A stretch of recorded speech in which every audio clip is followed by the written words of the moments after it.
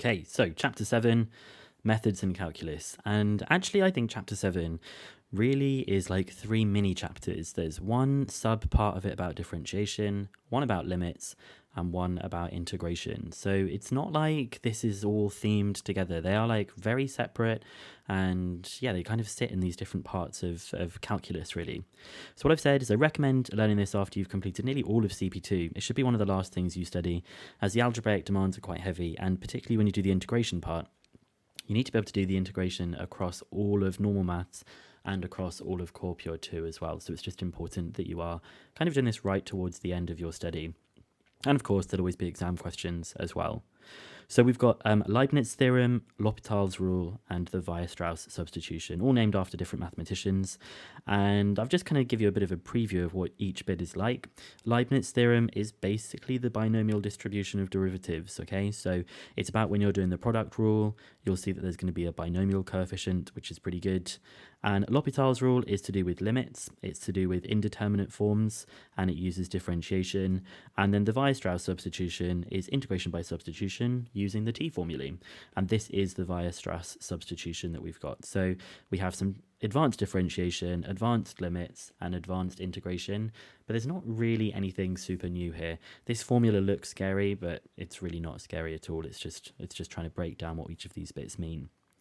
So differentiation, this is what we're going to do in this video. We're going to look at Leibniz theorem. And for Leibniz theorem, I just prefer to use the prime notation, which is called the dash notation, rather than the dy by dx notation. They're completely interchangeable, but I just find that prime notation is quicker to write and recognize. That's the dash notation that we've got.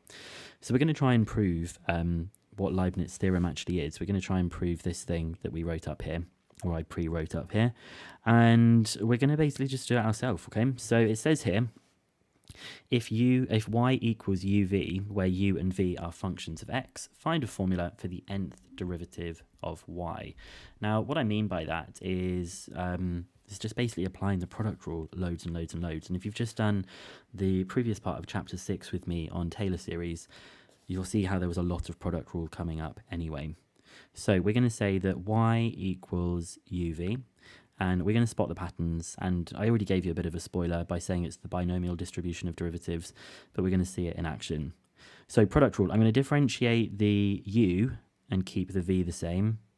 And then I'm going to keep the u the same and differentiate the v. So for the second derivative, I'm going to do some product rule, okay? I'm going to differentiate the u, and I'm going to keep the v the same. I'm going to keep the u the same, and I'm going to differentiate the v. So that's the product rule for the first one that we've got there. For the second part, I'm going to differentiate the u and keep the v the same. I'm going to keep the u the same, and I'm going to differentiate the v. So that what we have is u dash dash v plus 2 u dash v dash plus u v dash dash. Now we're going to do the third derivative and see if we can eventually spot a pattern, but you probably already spotted these binomial coefficients here, here, and here. So I will differentiate the u, keep the v the same. I will keep the u the same and differentiate the v. Now product rule on the middle term. So I will differentiate the 2u dash, which becomes 2u dash dash, and then still the v dash being kept the same. I will then keep the 2u dash the same and differentiate the v dash to v dash dash. Now product rule for the last part, I'm going to differentiate the u, keep the v. I'm going to keep the u and differentiate the v. Now let's see if we've got any that are matching each other. So I have got a u dash dash and a v, a u dash dash and a v. I've got a u dash and a v double dash, and I've got a u dash and a v double dash. So we have got u triple dash v plus 3u double dash v dash plus 3u single dash v double dash plus u v triple dash. And you can see those binomial coefficients. You know, here we had the 1, 2, 1. We've now got the 1, 3, 3, 1. So predict what the next one is going to be, and it's dependent on you knowing your Pascal's triangle, really. So I'm going to go a little bit faster. I'm going to differentiate the u, 1, 2, 3, 4, keep the v. Keep the u the same, differentiate the v. Right, the next one. Differentiate the u, keep the v the same, keep the u the same, differentiate the v. Onto the third term. Differentiate the u, keep the v, keep the u, differentiate the v. Last one, differentiate the u, keep the v, keep the u, differentiate the v. So let's see what we've got. Have we got u triple dash and a v dash? Yeah, here. We've then got this one and this one that match. And we've got a single and a triple here and here. So hopefully you predicted this. We have 4 u triple dash v dash, 4 u double dash v double dash, not 4, I can't even add basic numbers together. 3 and 3 is 6 u double dash v double dash, and then for the green ones we have 4 u dash v triple dash, and we have u v with 4 dashes. And so I'm going to underline again. We've got 1, 4, 6, 4, 1, and should be familiar with our Pascal's triangle, right? So I'm just going to very quickly jot those down. And you can see that here. You've got the 1, 1, 1, 1, 2, 1, 1, 3, 3, 1, 1, 4, 6, 4, 1. I'm going to say there's the 1, the 1, the 1. So you can kind of see it related to Pascal's triangle as well. So if we were going to try and predict what it's going to be for the nth derivative, well, it looks like what we have is the sum of all of these different terms being summed together. We have got some binomial coefficients at the beginning. Should I do it straight like this? Yeah, I'm going to go straight in with the formula. So we had n and k. We're going to start from k equals 0 up to n. And the reason it's n choose k is because to find the binomial coefficient, if you wanted to find this first one here, we would do n choose 0, which would just give you, in this case it was 4, so 4 choose 0 is 1. It would then be 4 choose 1 for the next term, 4 choose 2, 4 choose 3, 4 choose 4. So that's why we have this binomial coefficient that generates it, starting from 0, going all the way up to the power. And then we've got it being multiplied by, well, this one I have u to the n, and then v to the power of, not to the power of, it's the nth derivative, I should say. It's definitely not power, which is why I've got those brackets. And we have v n minus k. So is that the same as what we've got here? We've got it the other way round. So I'm actually going to probably write it that way around. The reason I've got it the other way around is because I've started with it as the 4th derivative over here. And actually, I could rewrite this whole thing in reverse. If I considered this my first term, then what I would be thinking is that the power of n would be 0 to begin with, not power. If I say power, I don't mean it. It's the 0th derivative of u. Then it's the first, then it's the second, then it's the third, then it's the 4th. So that's why I'm going to do u with k there.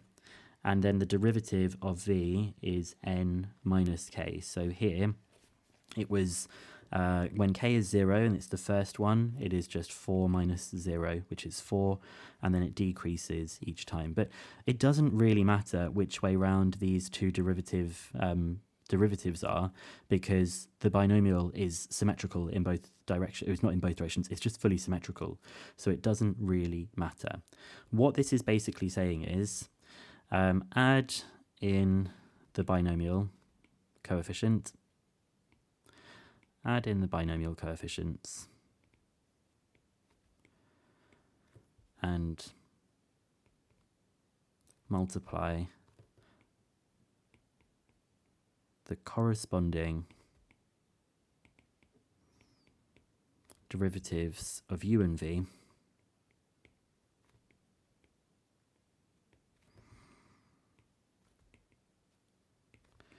such that the sum of their, or not the sum of their order, but such that their derivatives add to n, if that makes sense. So here, like, the derivatives add up to n, u and v, such that the sum of their derivatives is n. Now, I'm not talking about the sum of their derivatives, but I'm talking about like how many times it's been differentiated. So this is very badly phrased, this last part. I don't mean that the sum of the derivatives is n. I mean that it's like the second derivative with the fourth derivative would be for something you're trying to find the sixth derivative, because the sum of 2 and 4 is 6. So I don't like that phrase. I don't like the way I've described it, but you will see it in practice when we go straight in with some examples that we've got here. So I've got the formula that I use, which is not the same as the one in the textbook. This is the one that's in the textbook that we've got here. So you can see it's exactly the same kind of thing. You've got the nth derivative going from 0 to n. You've got the binomial coefficient. You have the kth derivative of u, and then the n minus kth derivative of v. And obviously when you do the 0th derivative of u, it is just u that you have. So we're going to use Leibniz theorem to calculate the fourth derivative for y equals e to the x sine x. So if this is u and this is v, I'm going to do u dash, u double dash, u triple dash, and u 4 dash. Very boring to do this one because they're all just going to be e to the x because they just differentiate like this. Now here's a little trick that I like to do, because these are going down, I'm going to have to multiply them by the corresponding one. So I'm actually going to start with v at the bottom, which is sine x, and then I'm going to do v dash, v double dash, v triple dash, and v 4 dashes. So the thing I was trying to say about the sum of their derivatives, I was talking about the sum of the dashes. So you can see in each row, we've now got a 4 and a 0. So that's 4, 1 and a 3, 2 and a 2, 3 and a 1, and a 4 and a 0.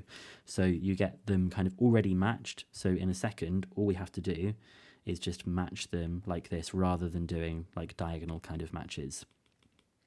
So sine x goes to, go away calculator, sine x goes to cos x goes to minus sine x goes to minus cos x, and minus cos x goes to sine x. So when we do Leibniz theorem, we're going to do the fourth derivative. We are going to start off with just these pairs. Now you can either start with the top pair or the bottom pair. It actually doesn't matter. It's going to be the same kind of thing. So we're going to start, I'll start with the top pair. So it's just e to the x sine x. Now we need to do the binomial coefficient. Because it's the fourth derivative, we can actually just use Pascal's triangle. So we know it's going to go 1, 4, 6, 4, 1. But if you wanted to do them as the binomial coefficients, this one is going to be 4 choose 0, 4 choose 1, 4 choose 2, 4 choose 3, and 4 choose 4. So we know it's a 1 and a 1, a 4 and a 4, and a 6. So you can see how all these things are now just going to be multiplied like in one long line. So e to the x sine x plus 4 e to the x minus cos x. So I'm going to switch that from a plus to a minus.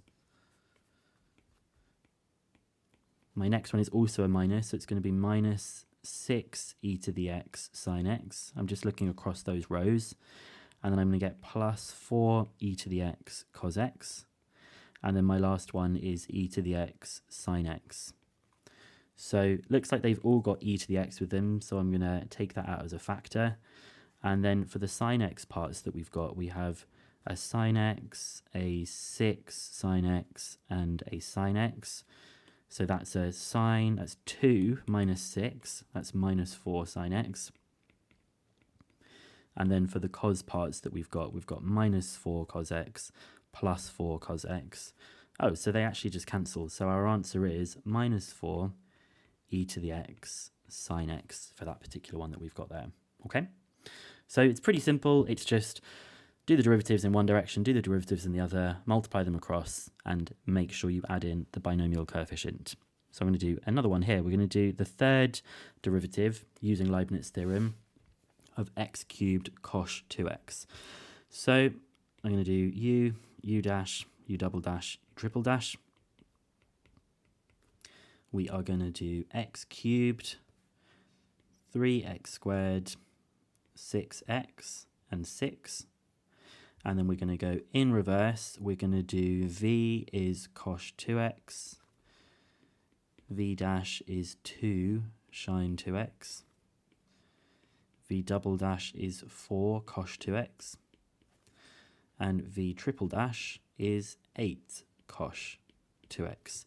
And we know the binomial coefficients. You know, this is going to be 3 choose 0, 3 choose 1, 3 choose 2, and 3 choose 3, but they're pretty easy to know, these ones, aren't they? So it is just going to be 1, 3, 3, 1. So putting it together, the third derivative is just going to be 8x cubed cosh 2x plus 3 times 4 times 3, that's 12 times 3, that's 36 x squared cosh 2x. Then we've got the 6 times 2 times 3.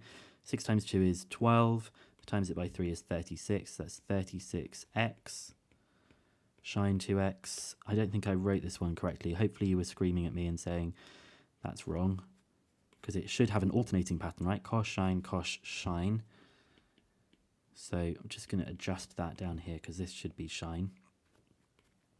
So easy to make mistakes. And you notice how I knew it was a mistake because I felt like I was expecting this kind of alternating pattern. I didn't see it, so I went back and saw where my mistake is. That's the kind of things that you should be looking for. And then our last one is just 6 cosh 2x plus 6 cosh 2x. Nothing else really needs to be done to that one. We can just leave it as it is, and it just kind of saves some time of doing all of that differentiation. So in the next video, we're going to do one about finding the nth derivative, which is just a bit more challenging because you can kind of see kind of this sort of strangeness in the way that the nth derivative is going to look like as the formula. So come back to that video in just a second.